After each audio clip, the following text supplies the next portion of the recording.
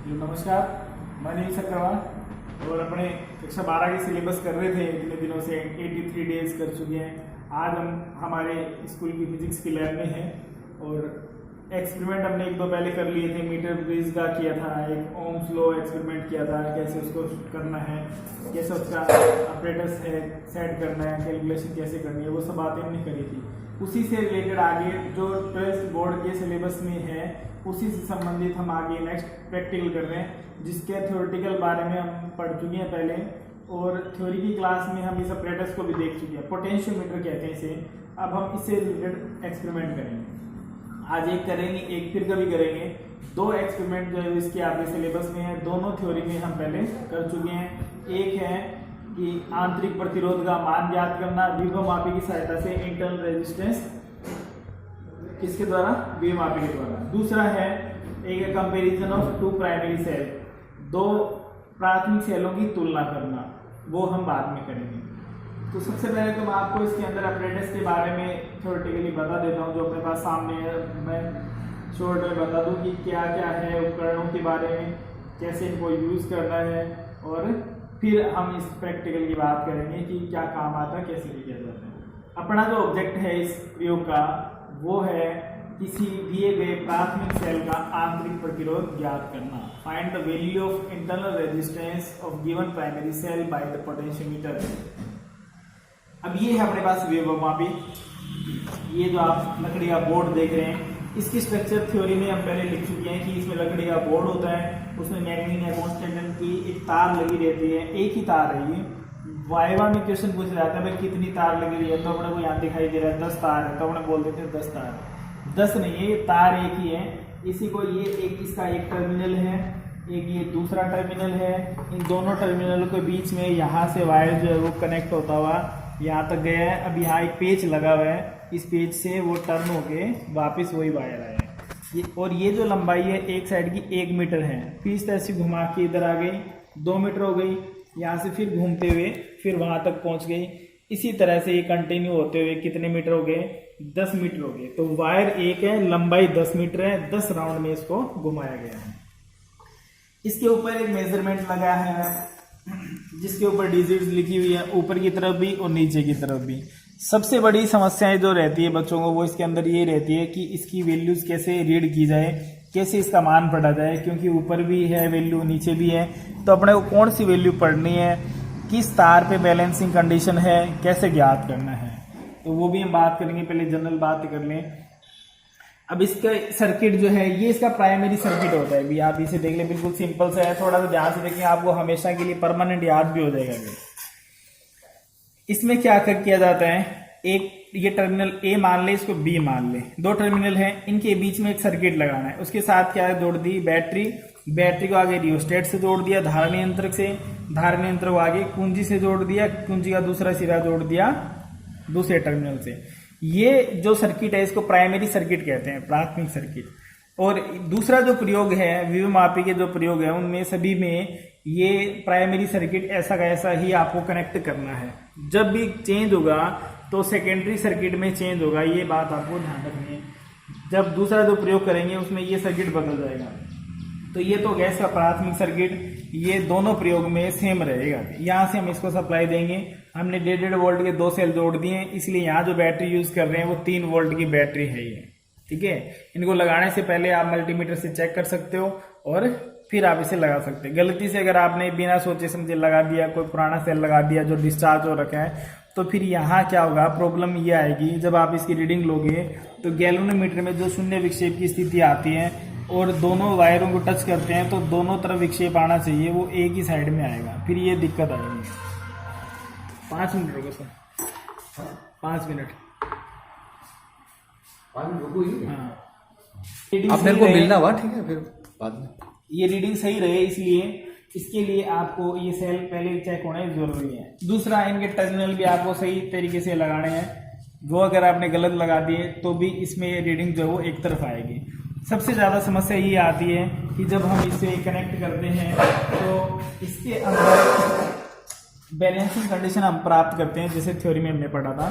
तो balancing condition के लिए इसकी जो नीडल है वो दोनों तरफ एक पॉइंट पे ए टर्मिनल पे टच करें तो एक साइड में, दूसरे पे टच करें तो दूसरे साइड में जानी चाहिए। जैसे कि इसके अंदर गैल्वेनोमीटर में देख सकते हैं आप कि मैंने एक साइड टच की है तो एक साइड जा रही है, दूसरी साइड टच की है तो दूसरी साइड। इसका मतलब ये जो सर्किट हमने कनेक्ट किया है ये बिल्कुल सही जोड़ा हुआ है। अगर कहीं सर्किट में दिक्कत आएगी, सबसे मेजर प्रॉब्लम यही है इसकी कि आपकी जो डायरेक्शन है वो एक ही डायरेक्शन में इसका शो करेगा, इसकी नीडल जो है वो एक ही डायरेक्शन में आएगी। इसलिए सर्किट आपका सही होना बहुत ज़रूरी है। इसका सेकेंडरी सर्किट है, उसके अंदर हमने सेल जोड़ दिया है जिसका हमें इंटरनल रेजिस्टेंस आंतरिक प्रतिरोध ज्ञात करना है। आंतरिक प्रतिरोध की बात हम थ्योरी में कर चुके हैं, आप वो थ्योरी की क्लास जरूर देख लें, वरना फिर इसके कंसेप्ट में दिक्कत रहेगी।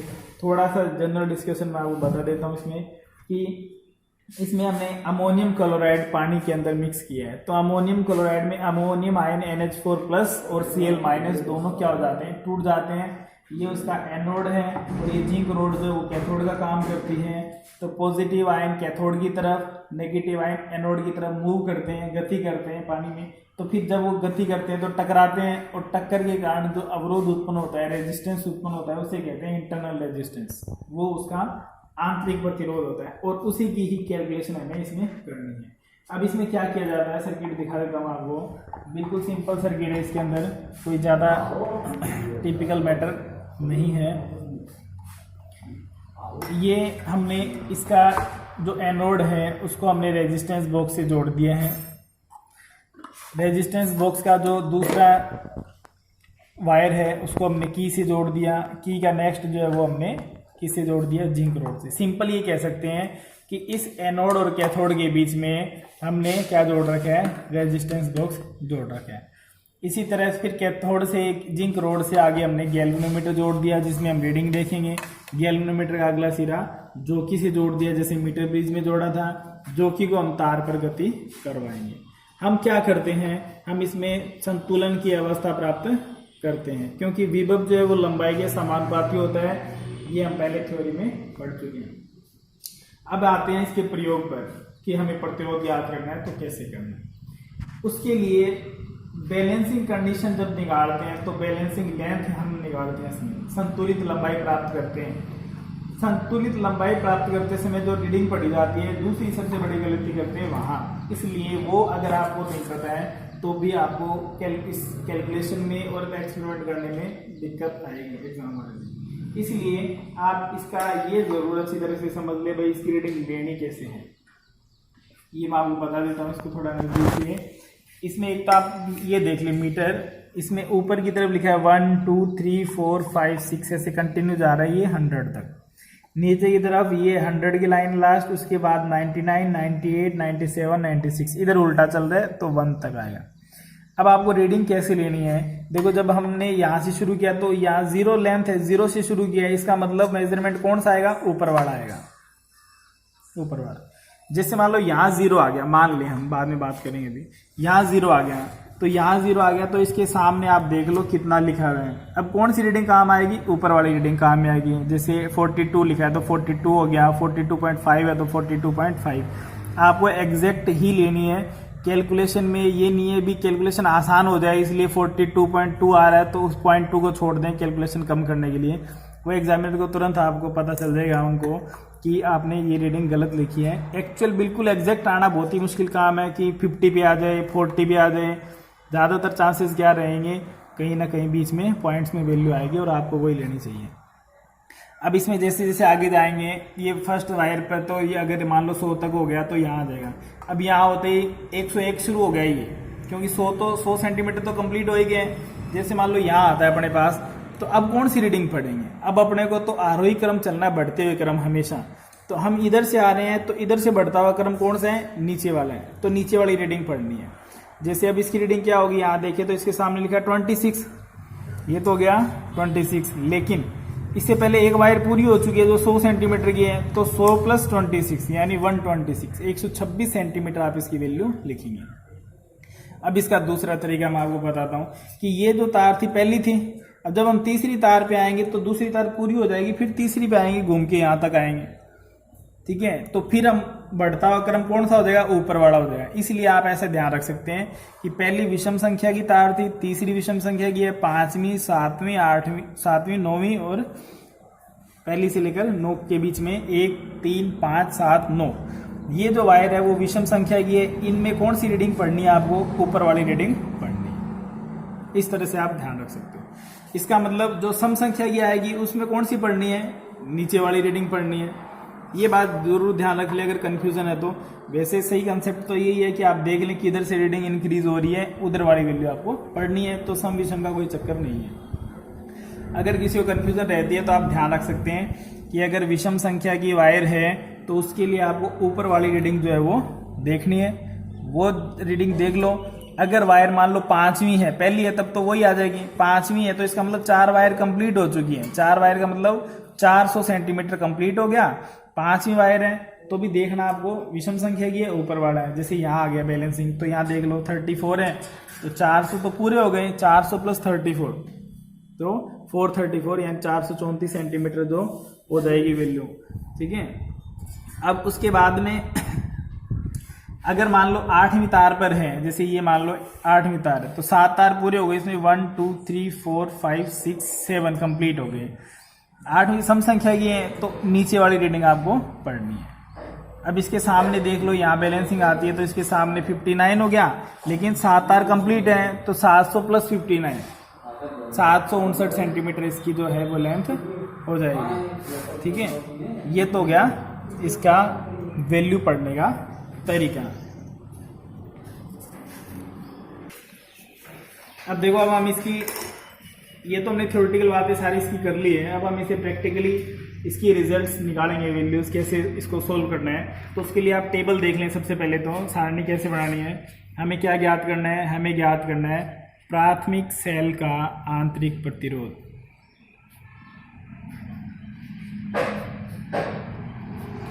बाकी जो फाइल में लिखने का तरीका है वो जब आप एक्सपेरिमेंट करेंगे, जिस भी स्कूल में पढ़ते हैं, तो वहाँ आपको सारी चीज़ें बता दी जाएंगी, किताबों के अंदर दे रखे हैं। पहले उद्देश्य लिखने हैं, फिर उपकरण लिखने हैं, फिर आपको सिद्धांत लिखने हैं, फिर प्रेक्षण लिखने हैं। तो अपने क्या कर रहे हैं, सबसे महत्वपूर्ण काम प्रेक्षण कैसे कर लेने हैं, प्रेक्षण तथा प्रेक्षण सारणी। तो अपने प्रेक्षण सारणी बना रहे हैं, ऑब्जर्वेशन टेबल।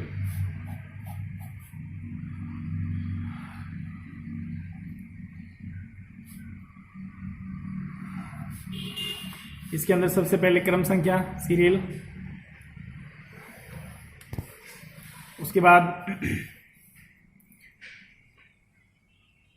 प्रतिरोध बॉक्स से लिया गया प्रतिरोध,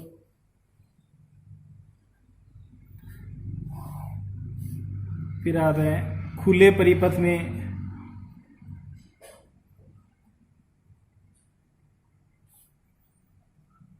तार पर संतुलित लंबाई, फिर आता है बंद परिपथ में तार पर संतुलित लंबाई, और लास्ट में आता है इंटरनल रेजिस्टेंस का फॉर्मूला।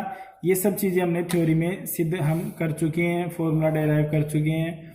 तो ये होता है L1 minus L2 upon L1 into R, ये इसका फॉर्मूला है।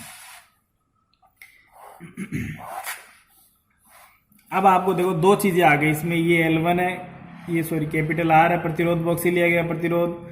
ये L1 है खुले परिपथ में और ये L2 है बंद परिपथ में। अब खुला और बंद परिपथ क्या है, सबसे पहली बात तो देखो, ये प्राइमरी सर्किट में जो की है वो तो हमेशा बंद ही रहेगी, ये ध्यान रखना।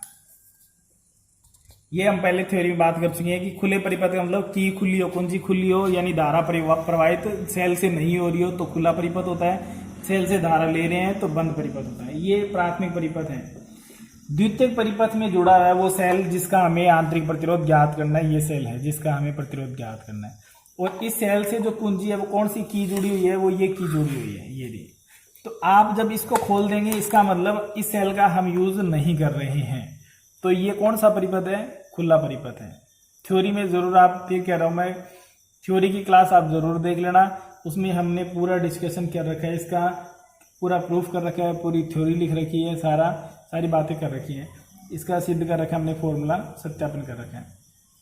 तो ये प्राथमिक जो सेल है वो यहाँ जोड़ा हुआ है। तो जब हमने इस की को खोल दिया, इसको K2 कह सकते हैं, ये K1 कुंजी, ये K2, इसको खोल दिया तो खुला परिपथ है। जब इसको लगा देंगे तो ये हो जाएगा बंद परिपथ, तब सेल काम में आ रहा है। अब सेल काम में नहीं आ रहा है। तो अब आप क्या करना है, अब आपको संतुलित लंबाई प्राप्त करनी है खुले परिपथ के लिए। ये खुले परिपथ की जो संतुलित लंबाई है ये एक ही बार आपको प्राप्त करनी है, क्योंकि जब आपने सेल खोल ही रखा है, ये यूज ही नहीं कर रखा, तो इसका तो हर बार रिजल्ट वही आएगा। तो बार बार नहीं लेना है हमें, लगभग 6 रीडिंग लेनी है। इस बार बोर्ड के नियम के अनुसार 2-3 साल से चेंज कर दिया गया, पहले 5 लेते थे, अब आजकल 6 रीडिंग ली जाती है। तो 6 रीडिंग आपको इसके अंदर लेनी है। सबसे पहले आप संतुलित लंबाई वो निकाल लें जब परिपथ खुला है, तो सभी के अंदर आपको वो यूज करनी है। फिर आपको क्या करना है, बंद परिपथ में, बंद परिपथ है तो क्या है, L2 है संतुलित लंबाई, तो परिपथ को बंद कर दो आप। बंद करने के बाद में फिर अलग अलग प्रतिरोधों पर अलग अलग इसके मान जो है वो नोट कर लो और फिर कैलकुलेशन से इसके मान निकाल लो। अब हम पहले खुले परिपथ के लिए बात कर लेते हैं, एक एक रीडिंग लेके मैं आपको दिखा देता हूँ। जैसे एक खुला परिपथ है, सबसे पहले तो आपको चेक करना है इसको।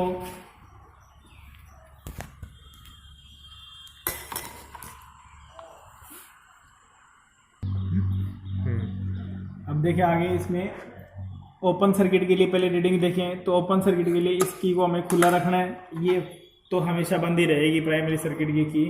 अब हमें ओपन सर्किट में इसकी रीडिंग नोट करनी है जो सभी के लिए समान रहेगी। तो आप वही देखना है, हमें इस तरफ हम टच करेंगे तो एक तरफ इसमें आएगा सिंबल, दूसरी तरफ करेंगे तो दूसरी तरफ आएगा। ठीक है, ये जो नीडल है वो यानी 0 के दोनों ओर इसमें विक्षेप रहना चाहिए। ये देख ले सभी ध्यान से, एक तरफ लगा रहे हैं तो इधर जा रही है, दूसरी तरफ लगा रहे हैं तो दूसरी तरफ जा रही है। इसका मतलब इसमें जो शून्य विक्षेप की स्थिति है, बैलेंसिंग कंडीशन ऑफ गैल्वेनोमीटर, वो इन दोनों पॉइंट के बीच में कहीं ना कहीं हमें मिलेगी। तो इसके लिए देखो आप, एक तरीका तो ये है कि आप इस तार पे इस तरह से चलते रहें, हमें 0 प्राप्त करना है, फिर घूम के इधर आए, फिर चलते रहें। दूसरा तरीका आप इस तरह देखें, जैसे यहाँ लगा लें, इसे टच करवाया, इधर ही आ रहा है विक्षेप, फिर यहाँ लगा लें, टच करो, फिर इधर आ रहा है, तीसरी पे टच किया, चौथी पे टच किया, 5वीं पे।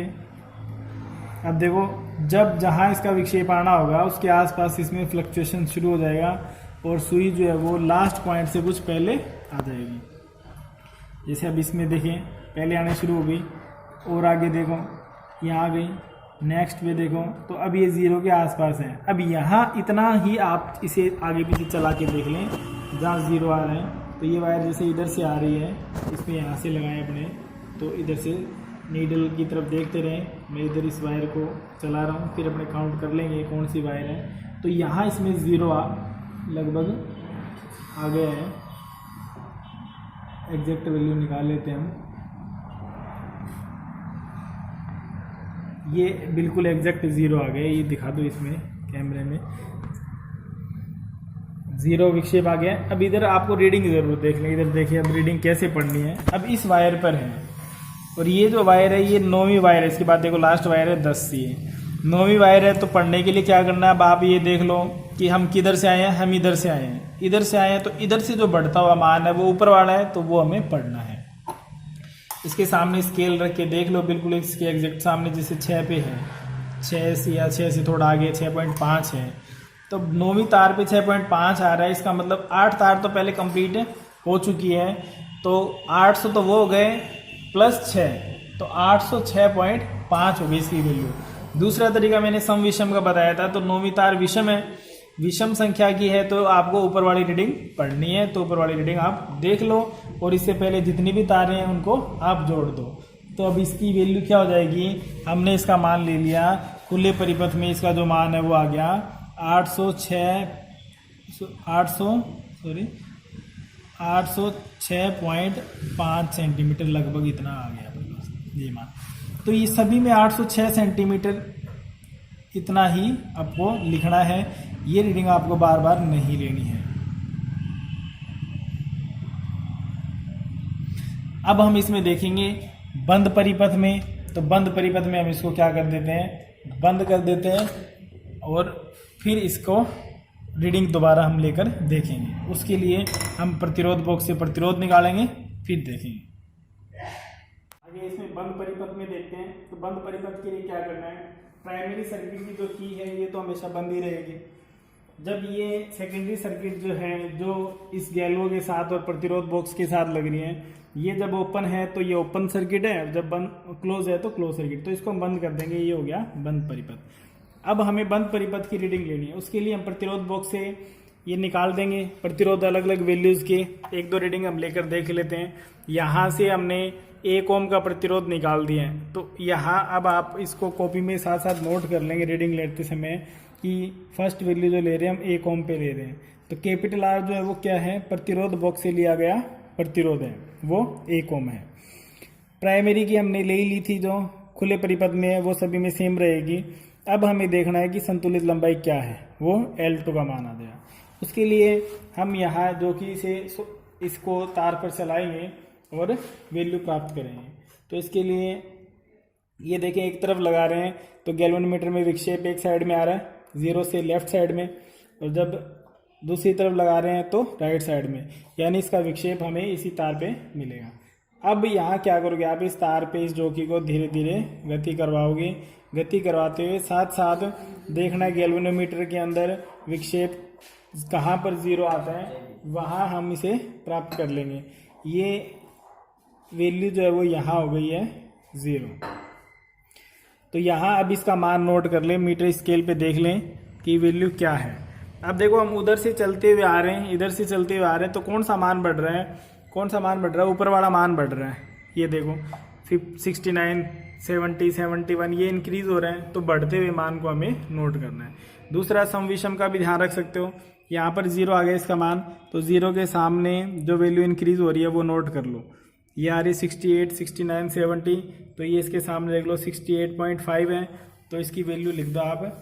संतुलित लंबाई आ गई 68.5 सेंटीमीटर। तो हमें कैलकुलेशन में यही मान चाहिए अपने को। अब यहाँ गणना करोगे आप, गणना करने के लिए सबसे पहले प्रथम प्रेक्षण के लिए वैल्यूज लिख लो सारी। पहली वैल्यू आर का मान कितना आया इसके लिए 1 ओम, L1 का मान 806.5 सेंटीमीटर, L2 का मान 68.5 सेंटीमीटर। अब हमें R का मान निकालना है, तो यहाँ से R1 आ जाएगा। पहली रीडिंग के लिए क्या है, L1 minus L2 upon L2 into R, ये मान रख दो और सोल्व कर लो। तो यहाँ L1 का मान 806.5 में से 68.5 घटा दो, डिवाइड में 68.5 गुणा R का मान 1, इसे गुणा भाग करके सोल्व कर लो, ये इसका मान आ जाएगा R1 का। इसी तरह से आपको दूसरी रीडिंग लेनी है, R2 का मान सोल्व करना है। इसी तरह से 6 रीडिंग लेनी है और वो 6 के 6 मान आपको यहाँ लिखने हैं। अब इसमें दूसरी रीडिंग लेने के लिए क्या करेंगे, प्रतिरोध बॉक्स में आप प्रतिरोध का मान चेंज करेंगे। आप इसमें डिफरेंस जो है वो अपने अनुसार ले सकते हैं, कोई ज़रूरत नहीं है अभी सीरियल से 1, 2, 3, 4 ऐसे ही ओम लेना है। आप इसे 1 ओम, 3 ओम, 5 ओम, या 1 ओम के बाद 3 ओम, 6 ओम, 5 ओम कैसे भी ले सकते हैं। तो जैसे अगर आप इस 2 ओम की को निकाल देंगे यहाँ से, तो ये 1 पहले निकला हुआ था, 2 अब निकाल दिया, कितना हो गया 3 ओम हो गया। ये यहाँ से आपको साइड में लिखी हुई डिजिट दिखाई दे जाएंगी। तो आप श्रेणी क्रम में जुड़े हुए हैं नीचे इनकी वायर, तो इनको जोड़ना है केवल, 1 और 2 3 ओम हो गया, 3 ओम का प्रतिरोध हो गया। तो अगली रीडिंग 3 ओम के लिए निकाल सकते हो। कोई चाहे भी 2 ओम के लिए निकालनी है तो ये की निकाल के 1 ओम को बंद कर दो, तो ये जो वैल्यू है वो 2 ओम के लिए हो जाएगी। 4 ओम निकालना है तो 2 और 2 को निकाल दो, 1 को बंद रहने दो, ये 4 ओम के लिए हो जाएगी। इस तरह से आपको लगभग 6 रीडिंग आपको इसके अंदर लेनी है। दूसरी रीडिंग लेकर देख लिया अपने, जैसे हमने 2 ओम की ले रहे हम, तो 2 ओम के लिए इसका मान निकाल लें। नेक्स्ट अब 2 ओम के लिए हम वैल्यू निकाल रहे हैं, तो 1 ओम का हमने बंद कर दिया, 2 ओम का की जो है उसको निकाल दिए। तो अगला जो वैल्यू है वो आप इसमें साथ साथ नोट कर लें कि सेकंड रीडिंग हम ले रहे हैं 2 ओम के लिए, 2 ओम आ गया। अब हमें संतुलित लंबाई हमें इसमें प्राप्त करनी है। उसके लिए फिर आप इसमें आगे बढ़ाओगे। हमें पता है प्रतिरोध लंबाई के समानुपाती होता है, तो हमने जब प्रतिरोध बढ़ा दिया तो लंबाई भी बढ़नी चाहिए, पहले से ज़्यादा आएगी। तो आप यहाँ से देखना शुरू कर दें और इसका जो मान है देखें कहाँ तक प्राप्त हो गया। ये लगभग 0 हमें मिल गया, ये आ गया 0। और अब ये मान इस पे कहाँ पर है, हम इधर से चलते हुए आ रहे हैं, इधर से चलते हुए आ रहे हैं इस तरह से, तो बढ़ती हुई रीडिंग, ऊपर वाली बढ़ती हुई रीडिंग है, उसका मान आप लिख लेंगे। इसके सामने 78 के नियर अबाउट है, तो आप एग्जैक्ट देख लें इसका जो भी मान है स्केल लगाकर इस तरह से। तो जैसे मान लो 78.3 है, तो ये 78.3 आप इसका मान लिख लेंगे। इसी तरह से इस प्रयोग को बार बार रिवाइज करना है। अब आगे आप 3 ओम के लिए, 4 ओम के लिए, 5 के लिए, या 2 के बाद 4 के लिए, 6 के लिए, 8 के लिए, कैसे भी इसका मान ज्ञात कर सकते हैं। और इस तरह से कैलकुलेशन करके मान निकाल लेंगे। फिर उसके बाद आपको लिखना परिणाम कि दिए गए प्राथमिक सेल का प्रतिरोध का मान कहाँ से कहाँ तक परिवर्तित होता है। फ्रॉम मिनिमम टू मैक्सिमम आप इसका मान नोट कर सकते हैं। तो इस प्रकार से अपने क्या कर सकते हैं, कोई भी सेल है प्राथमिक सेल, उसके आंतरिक प्रतिरोध की गणना हम कर सकते हैं। ये प्रैक्टिकल आपके 12वीं के सिलेबस में दिया हुआ, राजस्थान बोर्ड में भी है, सीबीएसई बोर्ड में भी है, दोनों में है। तो इसके लिए पहले तो एक कनेक्शन में बहुत ज़्यादा थोड़ी सी समस्या हो जाती है, विक्षेप एक ही तरफ आता है इसका। ये आपको ध्यान रखना है इसके अंदर कि जब इस तार पे लगाएंगे तो विक्षेप एक तरफ आना चाहिए, 10वीं तार पे लगाओगे तो विक्षेप दूसरी तरफ आना चाहिए, तब हमें संतुलन बिंदु बीच में मिलेगा। तो इस प्रकार इस प्रयोग को आप करके देख सकते हैं लैब में, और इस प्रकार से आप इसकी जो वैल्यूज है, रीडिंग है, वो निकाल सकते हैं और इस प्रयोग को पूरा कर सकते हैं। बाकी जो प्रयोग है वो भी आपको इसी चैनल में मिल जाएंगे, उनके लिए आगे क्लासेस अपलोड करेंगे, तब आप देखते रहिए।